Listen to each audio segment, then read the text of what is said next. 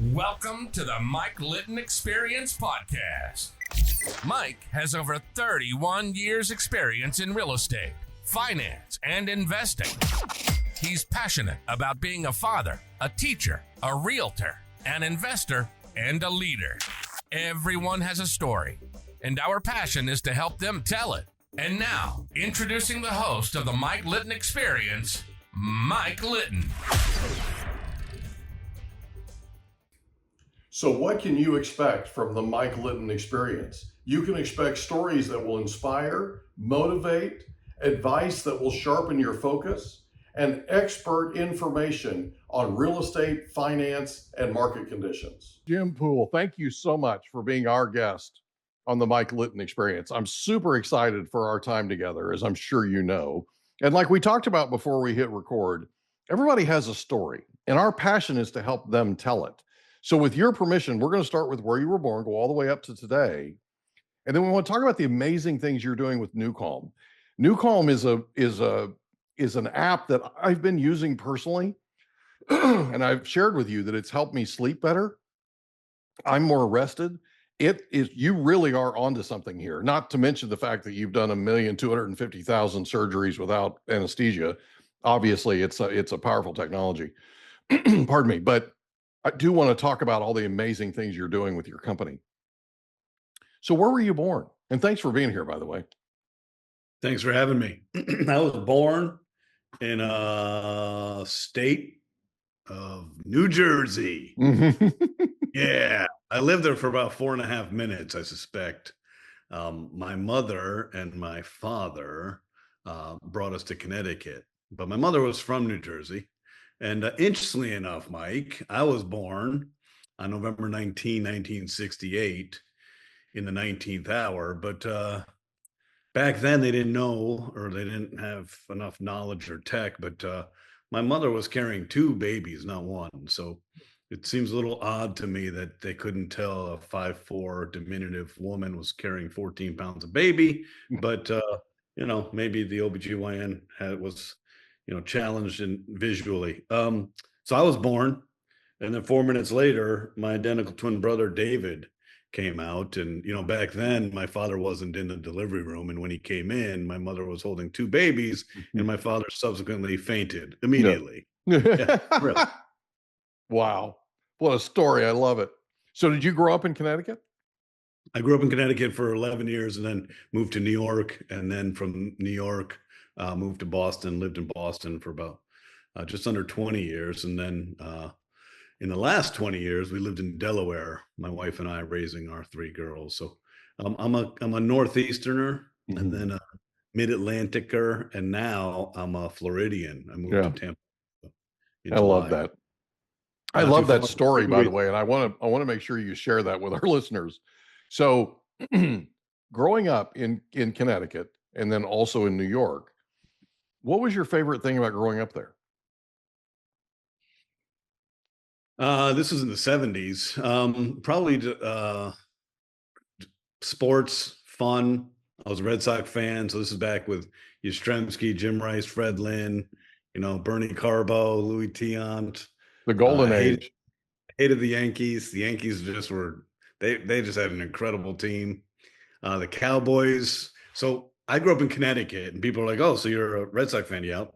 And you're a Celtic fan? Yep. You're a Bruins fan? Yep. You're a Patriots fan? Nope. I'm a Cowboy fan. They're like, how the hell did that happen? Well, our grandfather was an All-American football player in Texas, Temple, Texas. There you go. So we grew up in a rabid family.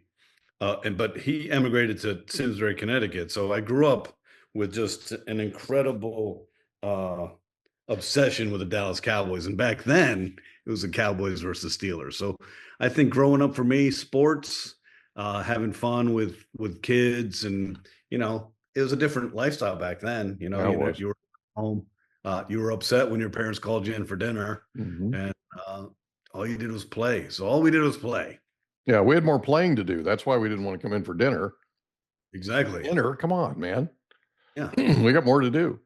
I ain't got time for that. That's right. That's right. So, who was the most influential person to you growing up? Probably my mother. and my brother. So it's just the three of us. So our parents, we should have known when my father fainted at birth that it wasn't going to last. So both our parents are psychotherapists, which I don't think two psychotherapists should cohabitate anyway. But so my mother and father split when David and I were two. And so we grew up as a strong family bond, mom, twin brother, and myself. Gotcha. Yeah. Gotcha. So in high school, did you have a favorite subject? Girls, Yep. I know that feeling. girls I and know that sports. feeling. Girls and sports. Favorite David sport? David and I were gifted with strong intellectual capacity because of our family lineage. So both of our parents were Mensa, and so we were gifted in the intelligence side, and I appreciate that gift today. Back then, we took it for granted. So Yeah. I had, by the time I was a junior in high school, I'd already taken 3 years of college calculus and physics, and kind of coasted through high school. So Wow. there was no real work habit. It was girls and sports. And so Gotcha. David and I played football. We wrestled. I played baseball until ninth grade, but sports and girls, man. Yeah. And, music too. I mean, I loved music. I loved going to concerts. And so the first 11 years was Connecticut, and we Yeah. lived right outside of Hartford. And back then, the 70s, it was a unique time to be alive. Certainly an amazing, fun time. And then in 82, is it 82? Maybe 80, we moved to New York. Mhm. And so seventh and eighth, so then really the formative years, seventh and eighth grade, ninth, 10th, 11th, 12th in New York, and then a couple years of college in New York, and then emigrated to Massachusetts. Did you have a favorite sport in high school? Oh, yeah, I mean, I was a wrestler, so wrestling was in my DNA, and that eventually became a year-round type of commitment for us. But sports to watch was always football. Mhm. I did enjoy watching baseball. Baseball's kind of lost its luster the Yeah. last 10, 20 years, and football's become so omnipresent and dominant. Um, I enjoyed playing basketball, even though I was a wrestler, and I enjoyed playing, flag football. Mhm. Football was a love of ours as well. And we used to lower the rim to like 9.5 feet, maybe 9 feet. Mhm. And all of us, half the kids that we'd play with were on the basketball team, and we would just go to town. A friend of ours is named Dave Kovacheski, and we played at his house. We call it the Kobe Court, and we just had a blast. So Yeah. I love that. any sport, Mike, where you could, within rules and guidelines, hurt other people, I loved. My friends tell me that I would really love golf more if it was full contact. I don't know what that's about. Absolutely. No, I don't know what if you that's had to- about, If you had to race and beat someone to the hole, I'm in. Yeah. Count me in. Yeah. I nearly made a hole in one, and I chest bumped one of the guys. He didn't breathe right for a week. It was really bad. It was really bad. So I have to tell you something. My son, after his eighth grade, the summer of his eighth grade, after his eighth grade year, he was going into ninth grade and starting high school. And he comes home and he says, I'm going out for football. And we sort of stopped for a second. His mother and I are huge football fans. I used to play football, big football fan. And we said, Michael, are you sure? Because you're not even a football fan. You don't even watch it on television, right? And he goes, no, I'm going out for football. I'm like, is there a girl involved? Because all the stupid stuff I ever did, there was a girl involved, right? I'm trying to get her attention, whatever, right? Turns out his best friend, who's a guy, his best friend wanted to go out for football, and he asked Michael to go out with him. So Michael has Hell Week, right? 2 days for 5 days. And after his 10th practice, I figured, you know what? He's going to need me. It's hot. It's humid. It's really bad. And he's going to need me. So I go and I pick him up in my brand new Ford F-150, and he gets in my truck and he slams the door. And I have a thing about people slamming doors, right? The door didn't do anything to you, right? So I look at him, I go, so what's wrong with you? And he goes, Dad, I'm mad. Okay. He said, I'm a backup right guard, Dad. I'm second string. I don't want to be a backup right guard. I want to be a tight end. I want to be a linebacker. I want to be a wide receiver. It's okay. Let me ask you a question. Have you ever played organized tackle football before in your life? No. Do you think your coaches know that? Well, yeah. Okay. So the way I see it, you've got two options. One is you can keep complaining just like you're doing right now and be mad, and you can ride the bench for the rest of the season. Or on Monday, when you go back to practice, you can strap your helmet on, line up across the guy on the other side, and you can hit him in the mouth. And next play, hit him harder. Next play, hit him harder. You can show your coaches through your actions that you're ready for a promotion, not with your mouth.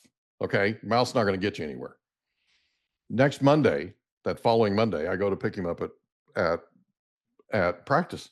Here comes the coach, varsity coach, clear across the field. Mr. Litton, Mr. Litton, Mr. Litton. Comes running over. I said, yeah, what's going on? He said, who is that? I said, well, that's my son, Michael. He goes, well, he doesn't play like him. What happened between Friday and today?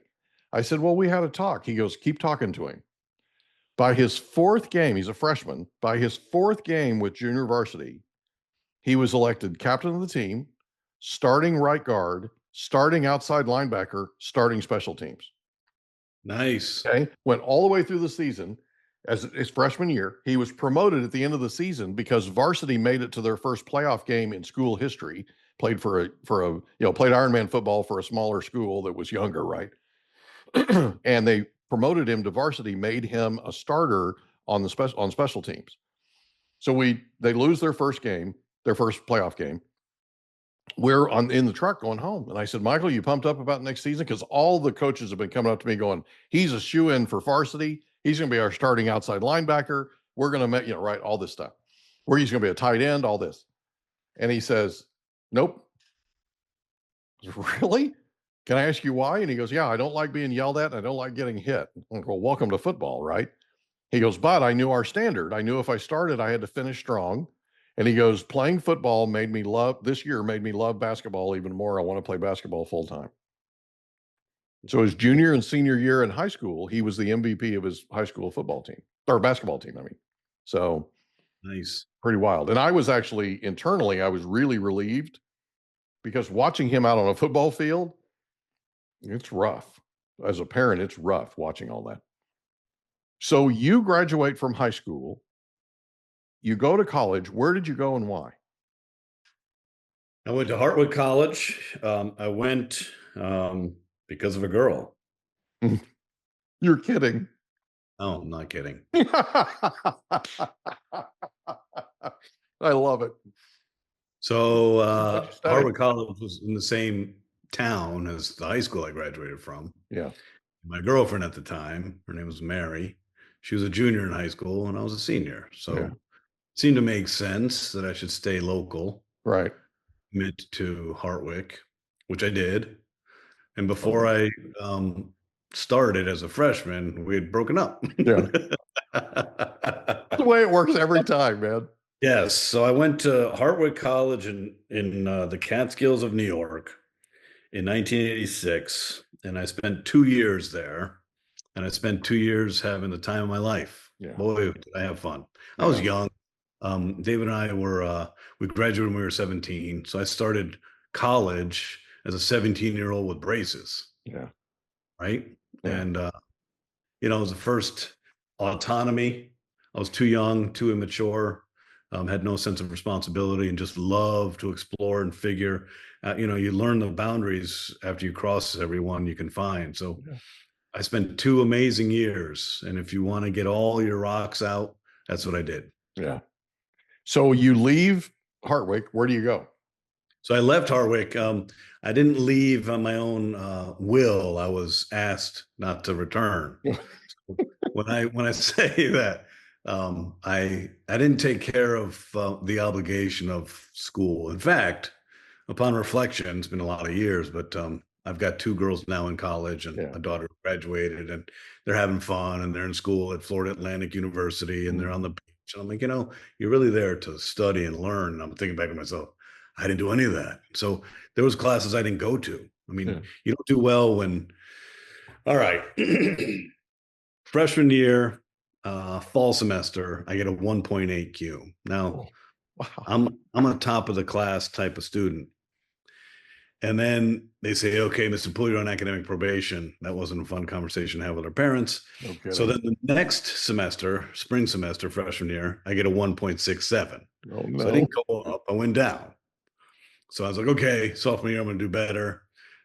Sophomore year, fall semester, I do a 1.4. Oh And no. then spring semester, sophomore year, I do a 0.8. No. Yeah. So And your parents are Mensa. Come on, man. That had to have been rough.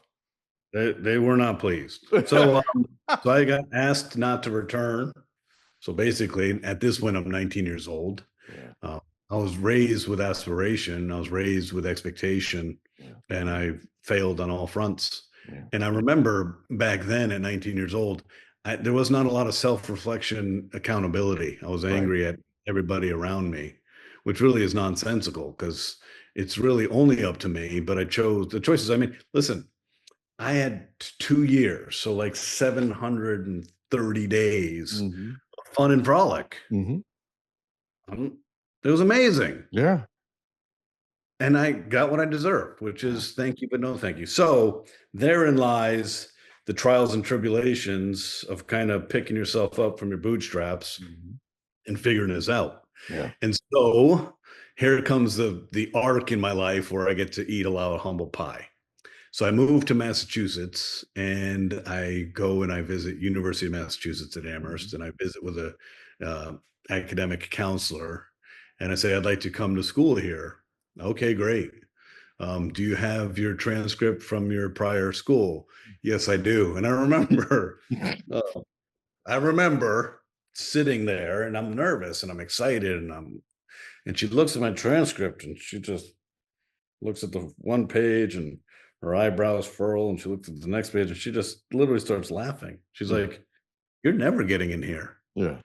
You don't even have enough credits to have completed your freshman year and Right. you should be a junior." Right. So she's like, "Beat it." Yeah. So more humility and more humiliation. So I left there and said, okay, what do it was not up for a choice. It wasn't like, hey, I'm not going to go to college. I just had to figure out how I was going to do it. So Right. at this point, I am not working. I am not going to school and, basically not feeling too good about myself. So I started working in a restaurant. Mhm. Restaurant work is fun and making good money, but I didn't really like the hours and just didn't really like the restaurant business. So I find an ad in the paper. This is back in the day when you had classifieds and stuff. And it Mhm. says, take this, I forget it was like $9 an hour, $9.50 an hour. And this is 1988. So it's like, okay, cool. It was a casket factory. Oh no. Casket factory. Wow. So I go for the interview, and it's an old brick building, and there's a couple plates of glass out, and looks like the monsters live there or something. I was like, I don't think I should even go in there, but I'll try it. I'll do it. So I go in there, and lo and behold, there's not a lot of English speaking, American citizens that they're wanting to hire. It was a lot of Polish people and a lot of people from Thailand and Vietnam. And we were able, so David and I, twins, Mhm. because we did everything together, started building caskets to make a living, Mhm. and then went to community college. So here's this dude who thinks, hey, I'm going to do this and be that. I wasn't doing this and being anything. I was Right. working really hard and going to community college at night and working every day. Mhm. And then I was able to take that, turn it around, get the grades I needed to get, and I actually did matriculate into UMass. So, How long did it take? like 3 semesters. What's the number one lesson you learned? uh, Hold yourself to account. So it's really the lesson of self-responsibility. Yeah. We can feel like we're victims of circumstance. We're not. We make our circumstance. Right. And um, back then there was a lot of just strange hormonal dysregulation, confusion, emotional upheaval, anger, woe is me, self-loathing. For what? Yeah. You know what you did. You Yeah. didn't go to school. Yeah. You know what you did? You partied every day. You know Mhm. what you did. It's not like, hey, this is a mystery. How did this Mhm. happen to me? Yeah. It happened to me because the choices I made. I think that was the biggest lesson.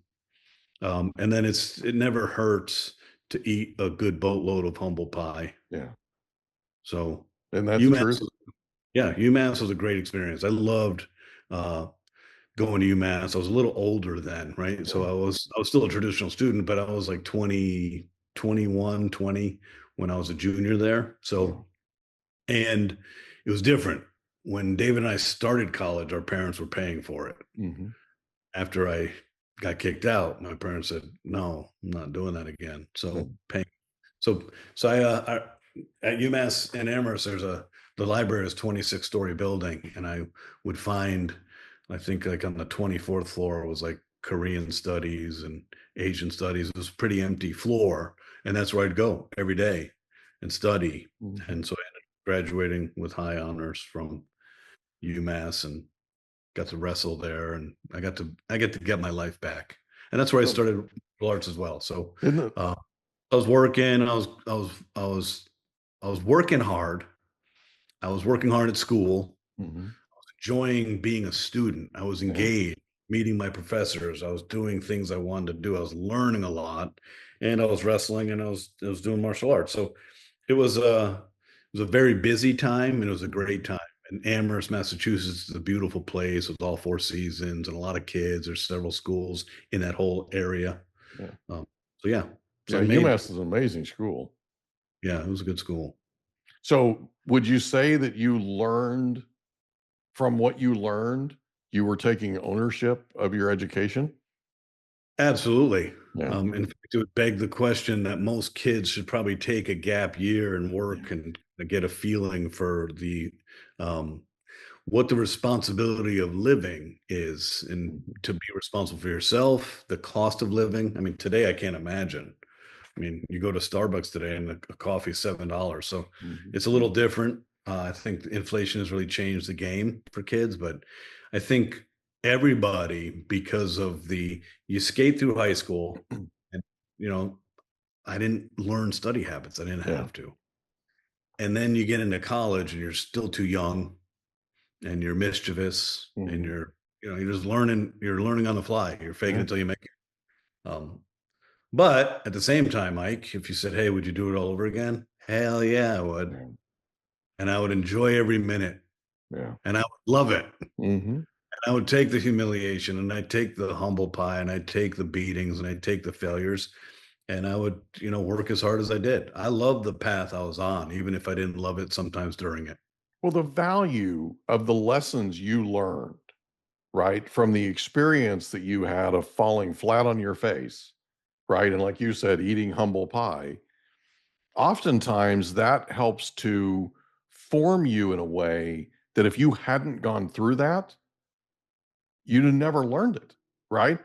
You might have learned it in a different context, but not the way that this happened, right? And so you really almost had to hit rock bottom to be able to sort of self-evaluate and go, okay, we gotta get this thing figured out. We got to fix this, right? And working in a casket factory probably didn't hurt in terms of the motivation to get this thing back on track. Um, right? Working with the monsters every day, I love Who'd that, even man. think? Who would even think when you tell people that used to build caskets, they're like, "What? That's an Yeah, occupation?" yeah, Woodworking. It's pretty yeah, impressive yeah. actual work. All right, so I'm gonna give you a funny aside. So I'm gonna Okay. jump a little bit to about 5 years or 4 years in the future, and I am now I'd gone through some other schooling and had some other choices, and I've ended up landing on getting my MBA. So I went to Babson full time in Wellesley, Massachusetts, and sitting in their auditorium, there's like 250 kids are in the class, and that's one of the reasons I picked Babson. I applied to the big schools and I got into all the schools I wanted to get into, but there were 900 to 1,000 Yeah, students. yeah. And ooh, this is a good insight. I learned at UMass how I need to be taught and how I learn, and I learn based on accountability. Yeah. So I have one of those gifted brains where I can excel in tests. Mhm. Like I scored a 99% on the GRE and the GMAT. Wow. I got one question wrong on the analytical stuff. I got a 760 or 770. I got one or two questions wrong on the math. So that put me in the category I could get into any graduate school I wanted to. Sure, absolutely. Plus, I had graduated from honors at UMass. But I knew something about myself. If I'm going to invest $100,000 in graduate school and go to business school, I have to be held accountable. If I went to Harvard Business School or Wharton or the other schools I applied to, if I'm in a class of 1,000 people in a large lecture hall, I won't go. Right. I'll just show up and take the tests. Yeah. So Babson appealed to me. Two reasons. One, it was the number one entrepreneurial program in the world. And at that point, I was coming out of the sciences, the life sciences. And I was like, I don't know anything. So activity-based cost accounting, tort law, strategy, I need to learn everything. So give me a little bit of everything. Number one. Number two, small class size, hold me accountable. So that was really the masterful lesson from failing at Hartwick and then eventually succeeding at UMass through the valley of casket making and community college. I knew what I was capable of and how, and it wasn't arrogance. I was like, if I'm not held accountable, I'm not going to get the best out of me and learn because I need to learn. I'm going to go to school here. I need to learn. So that was a fascinating piece. And another piece that was an interesting life lesson. So much is wasted on the youth and the thought and the pathological optimism of us in our youth. So I was raised by two psychotherapists. And so in my social conditioning and my learning and my observation of life, it was about taking care of people. So that's ingrained in my DNA. And I had a desire to follow that path. So I followed into the path of psychology. And I worked for the state mental health institutions of Massachusetts. Now, the advent of homelessness in Massachusetts was the closure of the medical hospitals, the state mental health institutions in the late 80s and 90s. Medfield State Hospital closes down. And, so all these hospitals close down and there's no catchment. There's no place for these folks and they're mentally ill, comorbidity of addiction or whatever. So I worked in that space for 5 years. And another humble moment was when I got out, I was like, okay, I'm going to help everybody. I'm going to change the world. I'm going to do all these amazing things. And I started working with a group in Newton, Massachusetts, in a home that was kind of the pathway out of the state mental health institutions into assimilation back into culture. Right. On the bottom floor was 5 females with schizoaffective disorder, bipolar, borderline personality disorder, et cetera. And on the top floor was 4 gentlemen with schizophrenia, some with, significant paranoid schizophrenia. And the shifts were, I would work about 40 hours in 3 days. And one of my shifts, 24 hours. Thought making caskets was hard. So you go in, and you love these people and you want to help them, and people they don't understand mental health. So people think schizophrenia, the person is completely incoherent all the time. That's not schizophrenia at all. Right. Schizophrenia is typically, with any advanced mental illness, you're going to find a very, very high level of intellectual capacity, really bright people on the spectrum of IQ. But you can have a discussion with them and all of a sudden they turn left and now they're talking about making the space shuttle that blew up and stuff. So things get weird in the conversation, but they're not all weird.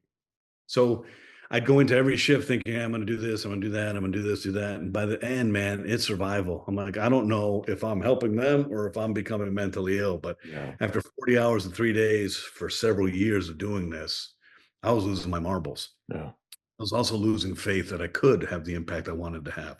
So in parallel, because I like to work hard, I guess, my brother and I were teaching martial arts. And so this is post wrestling now.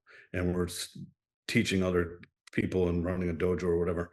And I'm working full time in this home setting, which is incredible. The responsibility I had as a 21, 22, 23, 24-year-old is absurd. I was in charge of these people's lives, period. Yeah.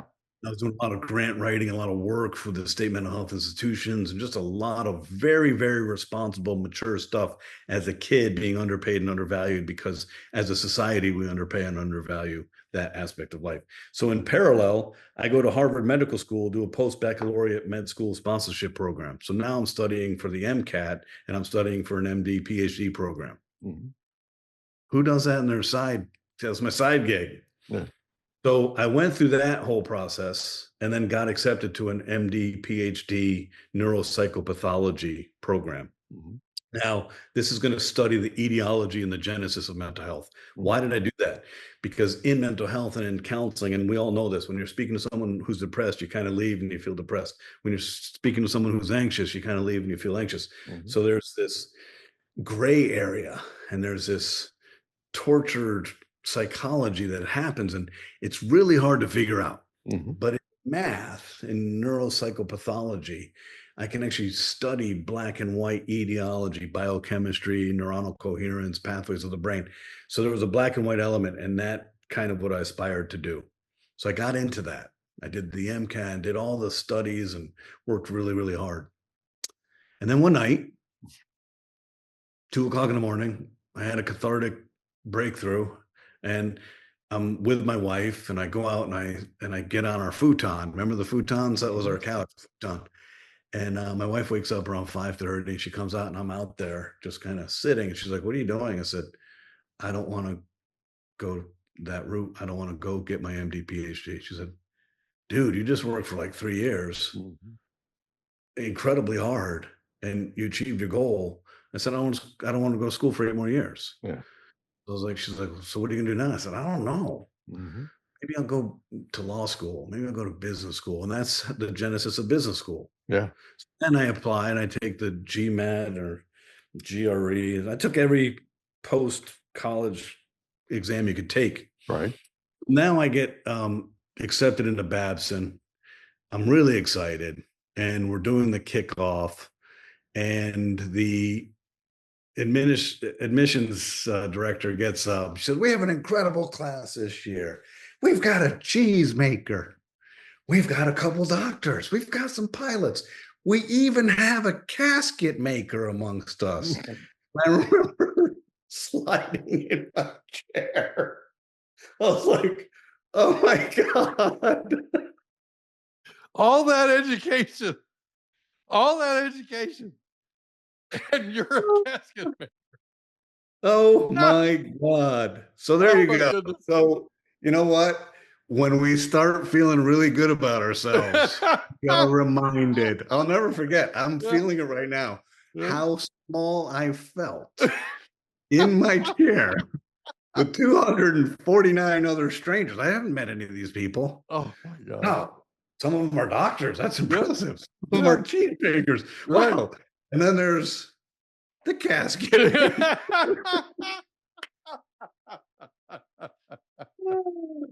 Oh, I love it. Babson was one of the best experiences of my life. Oh, that's so cool. I'm going to give your listeners a little education on what we think versus what is real. So I go to graduate school. It's a really good graduate school. There's about 40% international. There's sheikhs from Saudi Arabia. There's a lot of kids from South America. A lot of very, very wealthy people are going to Babson, and we're all learning how to run a business. So to be entrepreneurs, whatever. Mm-hmm. And I'm the only one in the whole program that comes out of behavioral sciences, that comes out of psychology. Wow. There are a lot of accountants, a lot of left brain, a lot of engineers. Nobody comes out of psychology. You know, for 2 years, full time. I was ridiculed for it. Yeah. I'm a tough guy, and I'm gregarious. I'm a wrestler and a martial artist. So I wasn't physically ever, no one ever really messed with me there. But they were like, "Yeah, psychology, this is all skills, blah, blah, blah." 25 years later, I'm one of the most successful graduates in the history of the program. Mm-hmm. Why? Yeah. Because it's always about people. Yeah. And if you have the understanding, silent and listen are spelled with the same letters. Mm-hmm. We in the business world look to the left brain bean counters and spreadsheets and pro formas and forecasts as this is the genesis of how I'm going to grow the business. No, it's not.